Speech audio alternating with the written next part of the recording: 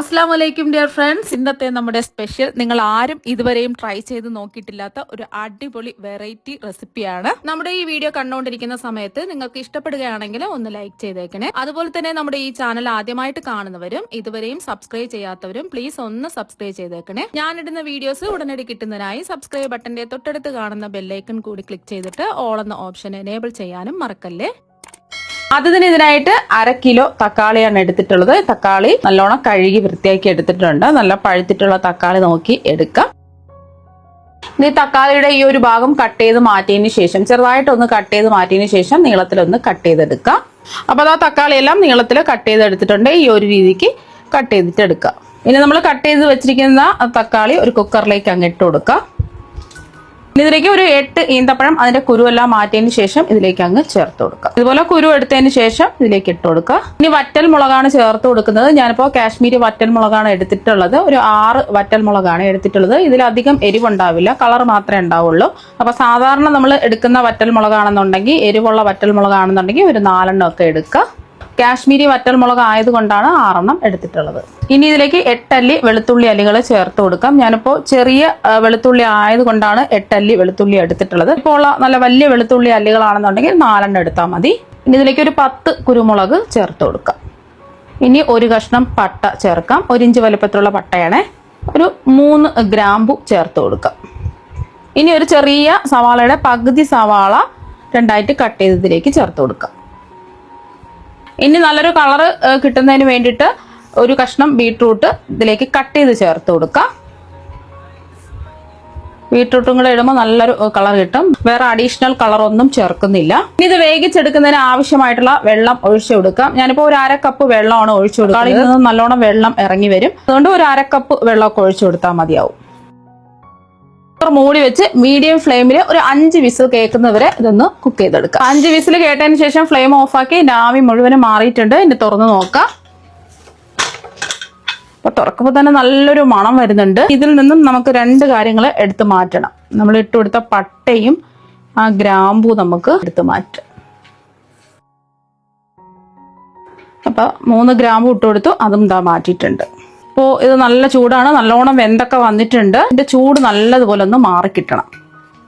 ഇതുപോലെ നല്ലോണം കുഴഞ്ഞ രീതിയിൽ വെന്ത് കിട്ടണം. ഇതിന്റെ ചൂടെല്ലാം ഒന്ന് മാറട്ടെ.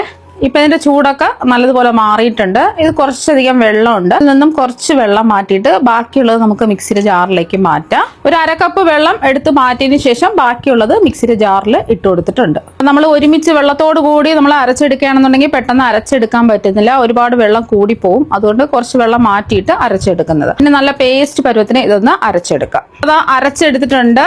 നല്ല കളറിൽ കിട്ടിയിട്ടുണ്ട്. നമ്മൾ കാശ്മീരി മുളക് പൊടിയും ബീട്രൂട്ടൊക്കെ ചേർത്തത് കൊണ്ടാണ് ഇത്രയും നല്ല കളർ കിട്ടിയിട്ടുള്ളത്. ഇനി ഇതിൽ നമുക്ക് ബാക്കിയിരിക്കുന്ന ആ വെള്ളമില്ലേ അത് മുഴുവനും അങ്ങ് ഒഴിച്ചു കൊടുക്കാം. ഒന്ന് മിക്സ് ചെയ്യാം. ഇനി ഇതൊന്ന് അരിച്ചൊഴിക്കാം.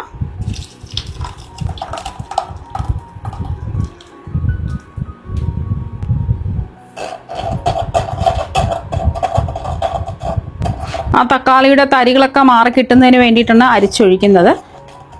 അതുപോലെ തന്നെ നമ്മൾ ഇതിൽ ഗ്രാമ്പൂ പട്ടയും എടുത്ത് മാറ്റിയിട്ടാണ് നമ്മൾ നല്ലതുപോലെ ഒന്ന് അരച്ചെടുത്തിട്ടുള്ളത്. ഇതുപോലെ പ്രസ് ചെയ്ത് ഇതിന്റെ പൾപ്പ് മുഴുവനും എടുക്കുക. ഇത് കണ്ടില്ലേ, ഈ തരികൾ നമുക്ക് ആവശ്യമില്ല. ഇത് നമുക്ക് മാറ്റാം. അപ്പോൾ അതെല്ലാം അരിച്ചെടുത്തിട്ടുണ്ട്. അപ്പോൾ അരിച്ചെടുത്തത് നമുക്ക് ഒരു കടായിലേക്ക് അങ്ങ് ഒഴിച്ചു കൊടുക്കാം. ഇതിലേക്ക് ആവശ്യത്തിനുള്ള ഉപ്പ് ചേർത്ത് കൊടുക്കാം. ഞാനിപ്പോൾ 1 ടീസ്പൂൺ ഉപ്പാണ് ചേർത്ത് കൊടുക്കുന്നത്. ലാസ്റ്റിൽ ഉപ്പ് നോക്കിയിട്ട് കുറവുണ്ടെന്നുണ്ടെങ്കിൽ ആവശ്യത്തിനുള്ള ഉപ്പ് ചേർത്ത് കൊടുക്കാം. ഇനി കൈവിടാതെ ഇതൊന്ന് ഇളക്കി കൊടുത്തോണ്ടേ ഇരിക്കാം. മീഡിയം ഫ്ലെയിം വെച്ച് കൊടുക്കാം. അപ്പം നല്ലതുപോലെ തിളച്ച് വന്നിട്ടുണ്ട്. ഇനി അഡീഷണൽ വെള്ളം ഒന്നും ചേർക്കേണ്ട ആവശ്യമില്ല. ഇത് തന്നെ കുറുക്കി അങ്ങ് എടുത്താൽ മതി. കൈവിടാതെ ഇളക്കി കൊടുത്തോണ്ടേ ഇരിക്കണം. ഒന്ന് കുറുകി വരണം. ഒരു 5 മിനിറ്റ് ആയിട്ടുണ്ട്. ഈ ഒരു സമയം നമുക്ക് മധുരം ഉണ്ടോ ഒന്ന് ചെക്ക് ചെയ്ത് നോക്കാം. നമ്മൾ മധുരത്തിന് വേണ്ടിയിട്ടാണ് നമ്മൾ ഈന്തപ്പഴം ചേർത്ത് കൊടുത്തിട്ടുള്ളത്. ഞാൻ നോക്കിയപ്പോൾ മധുരം കുറവായതുകൊണ്ട് കുറച്ച് ശർക്കര പൊടിച്ചതും കൂടി ചേർത്ത് കൊടുക്കാം. ഒരു 3 ടീസ്പൂൺ ശർക്കര പൊടിച്ചത് ചേർത്ത് കൊടുക്കാം. ഇത് കല്ലും മണ്ണും ഒന്നും ഇല്ലാത്ത ഓർഗാനിക് ശർക്കര പൊടിയാണ്. അപ്പോൾ ശർക്കര പൊടിക്ക് പകരം നിങ്ങൾക്ക് വേണമെന്നുണ്ടെങ്കിൽ പഞ്ചസാര വേണമെന്നുണ്ടെങ്കിലും ചേർത്ത് കൊടുക്കാം. പഞ്ചസാര മധുരത്തിനനുസരിച്ചിട്ടുള്ള പഞ്ചസാര ചേർത്ത് കൊടുക്കാം. വീണ്ടും ഒന്ന് ഇളക്കി കൊടുക്കാം. അപ്പോൾ ശർക്കര ചേർത്ത് കൊടുക്കുമ്പോൾ കല്ലും മണ്ണും ഇല്ലാത്ത ശർക്കര നോക്കിയെടുക്കുക. അഥവാ കല്ലും മണ്ണും ഉണ്ടെന്നുണ്ടെങ്കിൽ കുറച്ച് വെള്ളത്തിലൊന്ന് ഉരുക്കിയിട്ട് അരിച്ചിതിലേക്ക് ഒഴിച്ചു കൊടുക്കുക. ഓർഗാനിക് ശർക്കരയൊക്കെ നമുക്ക് വാങ്ങാൻ കിട്ടും, വലിയ വിലയൊന്നും ആവില്ല. വീണ്ടും നമുക്ക് കൈവിടാതെ ഇളക്കി കൊടുത്തോണ്ടേ ഇരിക്കാം. ഈ സൈഡിലൊക്കെ പറ്റി പിടിച്ചിരിക്കുന്നത് ഇളക്കിയിട്ട് കൊടുക്കുക, അല്ലെങ്കിൽ അവിടെ ഇരുന്ന് പിന്നെ അടുക്കി പിടിക്കും. കുറച്ച് കുറുകി വരുന്ന സമയത്ത് ദേഹത്തൊക്കെ പൊട്ടിത്തെറിക്കും. അതുകൊണ്ട് കുറച്ചൊന്ന് മാറി നിന്നിട്ട് ഇതുപോലെ ഒന്ന് ഇളക്കി കൊടുക്കുക. ഇളക്കി കൊടുക്കാതിരിക്കുകയാണെന്നുണ്ടെങ്കിൽ അടുക്കി പിടിക്കും. റെഡിയായോ എന്ന് അറിയാൻ വേണ്ടിയിട്ട് കുറച്ചെടുത്ത് ഒരു പാത്രത്തിലേക്ക് ഒഴിച്ചു നോക്കാം. ഒരു പ്ലേറ്റിലേക്ക് ഒഴിച്ചു നോക്കുന്ന സമയത്ത് അത് ഒഴുകി പോകുന്നുണ്ട്. അപ്പൊ കുറച്ചും കൂടി ആവാനുണ്ട്. ഈ ഒഴുകി പോകാതെ അവിടെ തന്നെ അങ്ങ് നിൽക്കണം. അതാണ് കറക്റ്റ് പരുവം എന്ന് പറയുന്നത്. ഈ ഒരു സമയം ഇതിലേക്ക് നമുക്ക് വിനാഗിരി ചേർത്ത് കൊടുക്കാം. ഒരു 1/4 കപ്പ് വിനാഗിരിയാണ് ചേർത്ത് കൊടുക്കുന്നത്.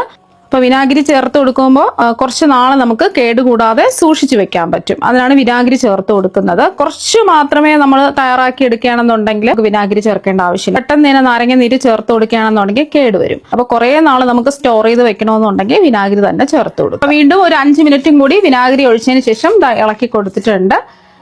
ഇനി നമുക്ക് ഇതായിട്ടുണ്ടോ ഒന്ന് ചെക്ക് ചെയ്ത് നോക്കാം. ഒരു 15 മിനിറ്റ് ഒക്കെ എടുത്തുള്ളൂ. കുറച്ചല്ലേ ഇത് തയ്യാറാക്കുന്നത്. വീണ്ടും ഒന്ന് ചെക്ക് ചെയ്ത് നോക്കാം.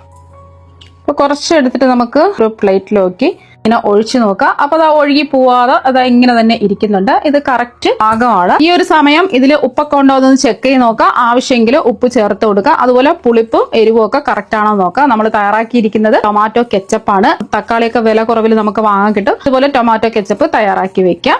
ഞാൻ ചേർത്ത് കൊടുത്തിട്ടുള്ള എരിവും പുളിയും മധുരവും ഒക്കെ കറക്റ്റ് അളവിലാണ് ചേർത്ത് കൊടുത്തിട്ടുള്ളത്. അപ്പൊ നിങ്ങൾ നോക്കിയിട്ട് ഉപ്പും പുളിയും എരിവൊക്കെ കുറവാണെന്നുണ്ടെങ്കിൽ ആവശ്യത്തിനുള്ള ഉപ്പും, എരിവ് കുറവാണെന്നുണ്ടെങ്കിൽ കുറച്ച് മുളക് പൊടിയും കുറച്ച് വിനാഗിരിയും ചേർത്ത് കൊടുക്കുക. അപ്പോൾ തന്നെ വറ്റൽ മുളക് ഇല്ലാന്നുണ്ടെങ്കിൽ ഇതിലേക്ക് മുളക് പൊടി ചേർത്തിട്ട് റെഡിയാക്കി എടുത്താലും മതി. ഇപ്പൊ നല്ല ചൂടാണ്. ഇതിന്റെ ചൂട് കുറച്ചും കൂടെ ഒന്ന് മാറണം. അപ്പൊ കുറച്ചും കൂടെ ഒന്ന് കട്ടിയായി ഗ്ലേസിംഗ് ഒക്കെ ആയിട്ട് റെഡിയായി കിട്ടും. നല്ലതുപോലെ ഒന്ന് ചൂട് മാറട്ടെ.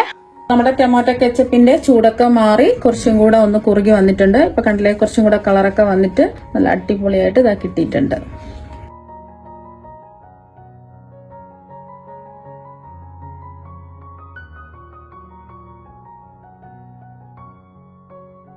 അപ്പൊ നമ്മുടെ ടൊമാറ്റോ കെച്ചപ്പ് ഇവിടെ റെഡി ആയിട്ടുണ്ട്. കടയിൽ നിന്നും കെമിക്കലൊക്കെ അടങ്ങിയ കെച്ചപ്പ് വാങ്ങാതെ ഇതുപോലെ വീട്ടിൽ തന്നെ റെഡിയാക്കി എടുക്കുക. കടയിൽ നിന്നും വാങ്ങുന്ന ടൊമാറ്റോ കെച്ചപ്പിന്റെ അതേ ടേസ്റ്റ് തന്നെയാണ്. പിന്നെ ഇത് കുറേ നാൾ നമുക്ക് സ്റ്റോർ ചെയ്ത് വെക്കാം. ഈർപ്പൊന്നുമില്ലാത്ത എയർ ടൈറ്റ് ആയിട്ടുള്ള ഗ്ലാസ് ജാറിൽ അടച്ച് സൂക്ഷിച്ചു വെക്കുകയാണെന്നുണ്ടെങ്കിൽ കുറേ നാൾ നമുക്ക് കേടുവരാതെ സൂക്ഷിച്ചു വെക്കാൻ പറ്റും.